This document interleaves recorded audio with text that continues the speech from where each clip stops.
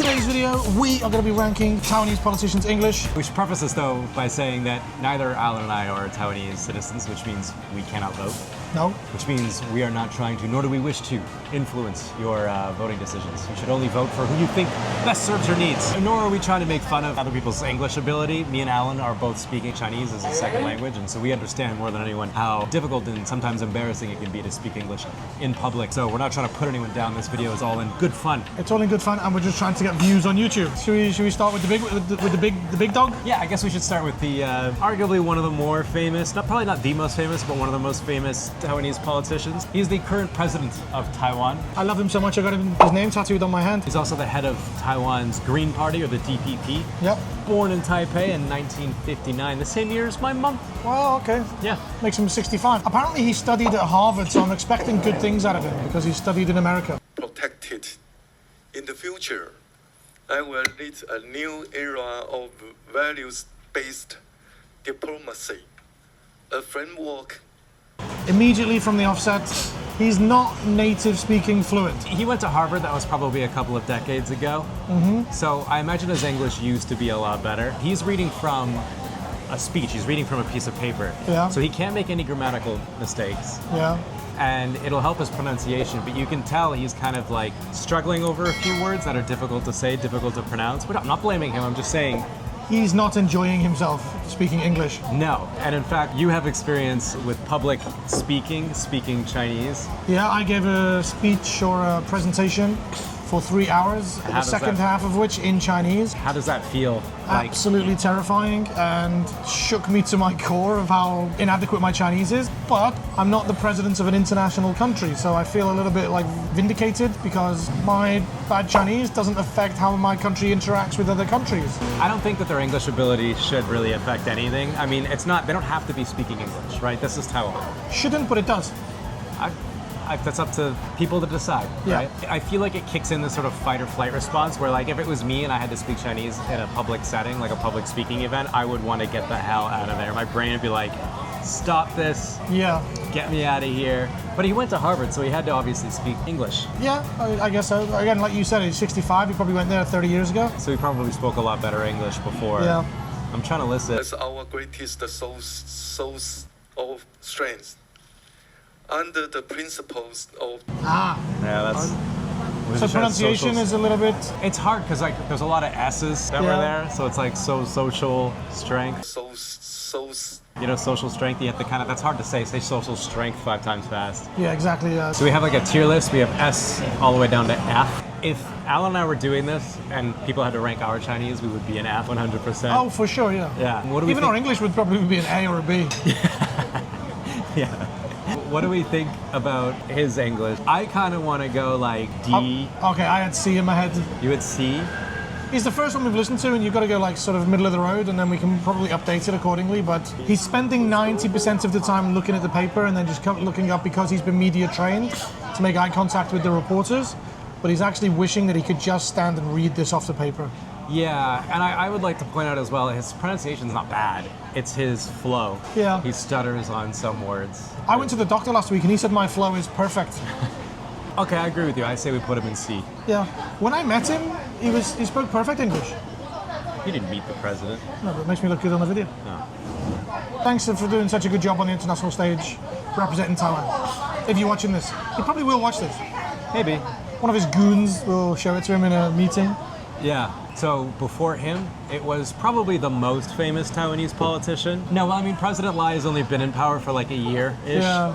Where she was running Taiwan for quite a bit longer. Vegetable English. Yeah, Tsai Ing-wen. She has So, yeah, many cats. She has a lot of cats. Do you think she has an English name? Vegetable. She was born also in Taipei in 1956, making her 68 years old. Same age as my mom and dad. Wow, look at that. 1956. She was also a member of the Green Party, the DPP, and led Taiwan for quite some time. And very importantly, she studied in London. Did she?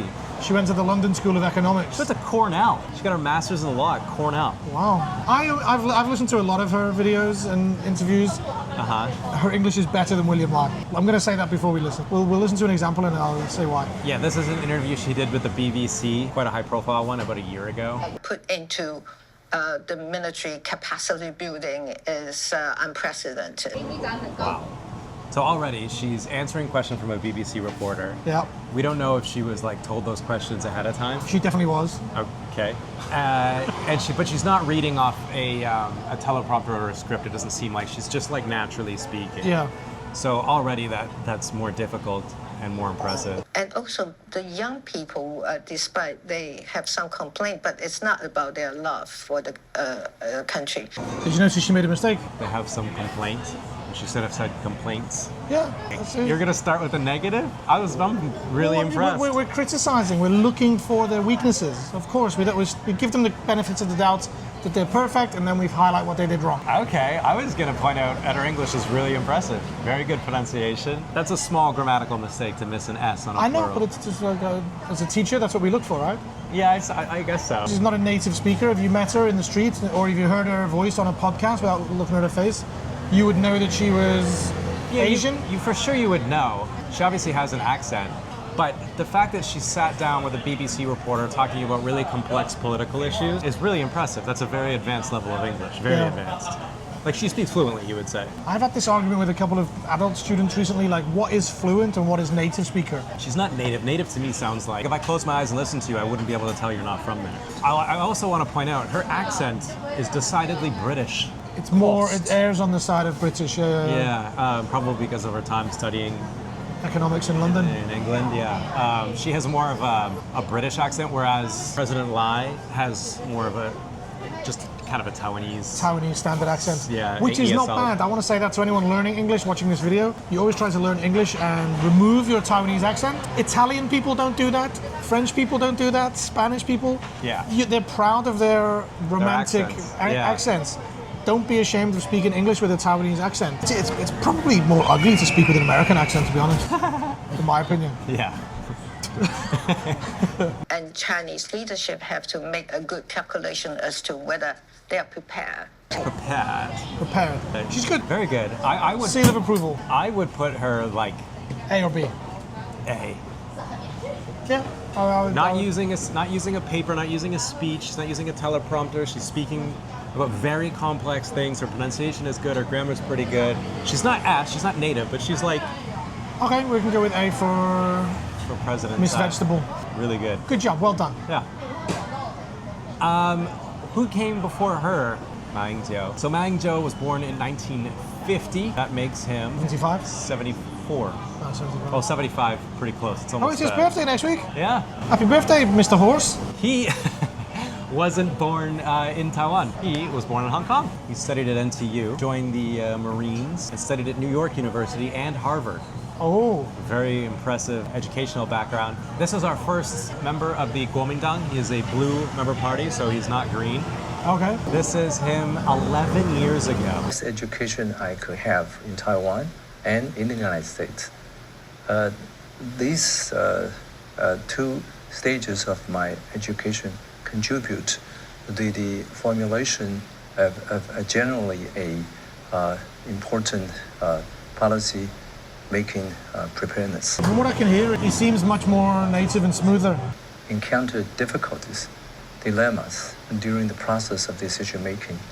I can always His English is really good. Yeah. Better than President Tsai. I'd love to know when he left Hong Kong, because if he grew up in Hong Kong, 90% of Hong Kongers are going to speak like a pretty good level of English. Yeah, especially back then when it was under British control. I get the feeling that Tsai Ing-wen's English is more learned, Yeah, she learned it later in life at and least. his is more instilled in him as a child.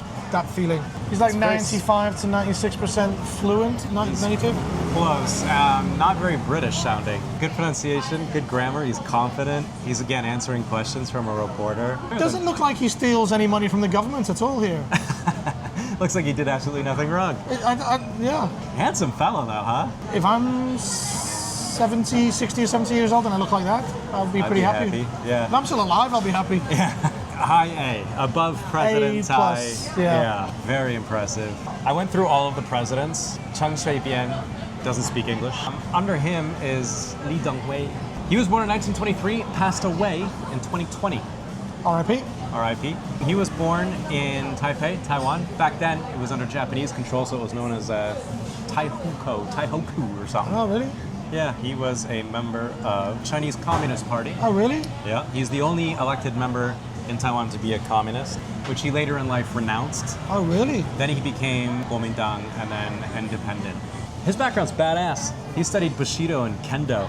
Like he was like proper Japanese. Oh, okay. Yeah, he was cool as hell. He studied at Kyoto's Imperial University. This is from 1995. It's a great honor for me to be invited to deliver the opening lecture at my alma mater, Cornell University. That mutual respect will gradually lead to the peaceful.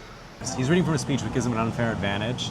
He's kind of on a similar level to Lai Ching-do. Yeah, his Pronunciation is a little bit typically... his cadence is off too. Yeah. It could be because he's reading from a speech, but he has a lot of pauses between words. Gradually. That's a hard word to say. Yeah, because in Chinese Mandarin, they almost never finish a word with a consonant with the exception of the letter N. And so when you have the letter L at the end of the word, for example, ball, that's really difficult for Taiwanese people to say. They'll end up saying something like bao. It makes a W sound. They can't quite get the tongue to go behind the teeth at the end of a word. It's really hard. And you hear that a lot from Taiwanese people, is that that difficulty in saying some consonants at the end of the word. If you ask them to spell apple without knowing how to spell it, they spell it A-P-P-O. Because they'll say apple. Yeah. He definitely has the confidence. Like, he's up there. He doesn't look like he wants to... Like, President Lai looked like he wanted to get the hell out of there. So, interesting. Where would you probably... I would put him above Lai, but just. He's C, but above... Yeah. But above Lai. Impressive. And then it's Chiang Ching-kuo. No English. Could not find any videos of him. Yan Jia Kan. No English. And then Chiang Kai Shek. No English. They must have spoken a little bit of English. No. But you're not going to get it on record. I couldn't find any. So only a few of the presidents could speak English.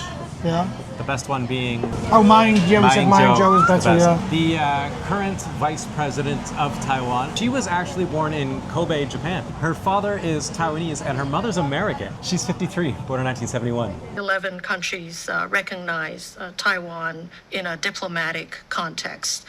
And we lost Honduras a couple years ago. You can even pinpoint her accent down to where she's from in America, which is like a Midwestern accent. Come on, let me see if I can find a mistake. In Washington, D.C., I had some opportunities to engage with the U.S. defense tech community. And in fact, I've been in... What she did there was, she shortened the word technology to tech.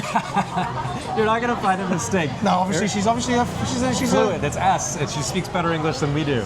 And I reckon when Taiwan sends diplomats or people out to other countries on different, missions, they send her. But there's no character to that English level. It's just like a computer. No, it isn't. She speaks with a Midwestern accent. That's what American people sound like.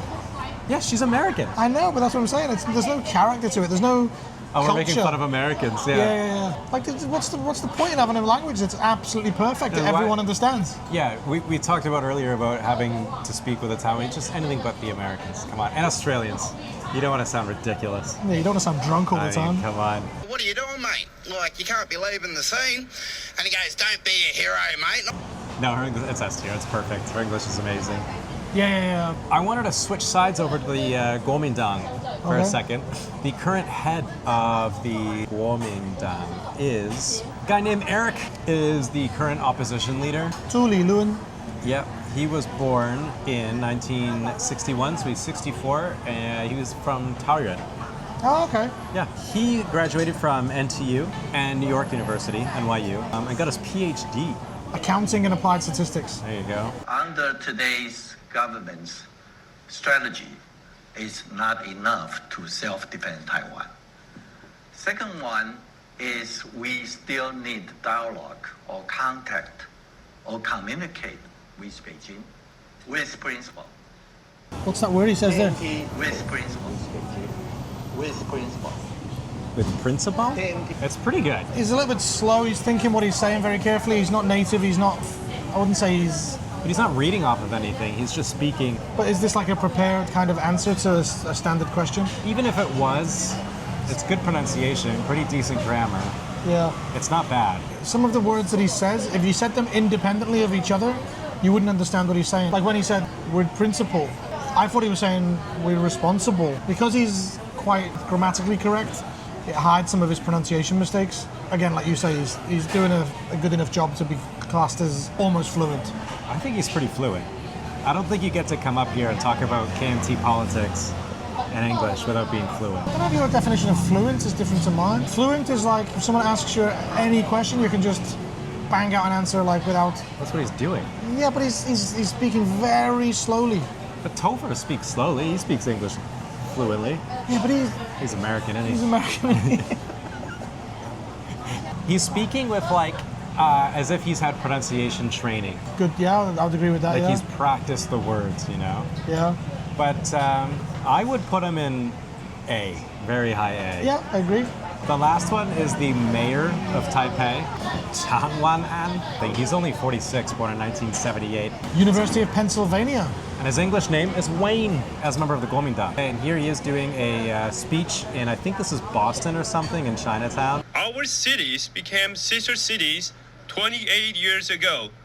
And through many years of collaboration and interaction, we've built a deep and lasting friendship. Again, he's reading from a speech. It's not very fair. But his English isn't that bad. No, it's good. It's okay. But there's definitely a big accent there. I would put him in like B. B, yep. B. Do you guys think a politician's language ability affects them, or does it matter? Like here in Taiwan, when politicians speak really good English or maybe no English at all, do you think it would affect the way people vote for them? I'm not sure. That's why I wanted to ask you guys. You can let me know here in the comments. I could have done more politicians. Some of them I've met, which makes it a little bit more awkward. Maybe I'll do it again. I was thinking of maybe ranking some Taiwanese celebrities' English ability. If you guys enjoyed this video, then let me know that as well in the comments, and I'm super glad to make another video. Super huge thanks to Allan for being in my video. He's always a huge help as usual. You made it all the way into the video. You guys are awesome. Thanks so much. Consider subscribing. It helps out a lot. You can follow me on Instagram at Prozzy_SR. Become a channel member. Support it even more. I would love it so I can continue making videos like these every single week. And I'll catch you guys next week for another video.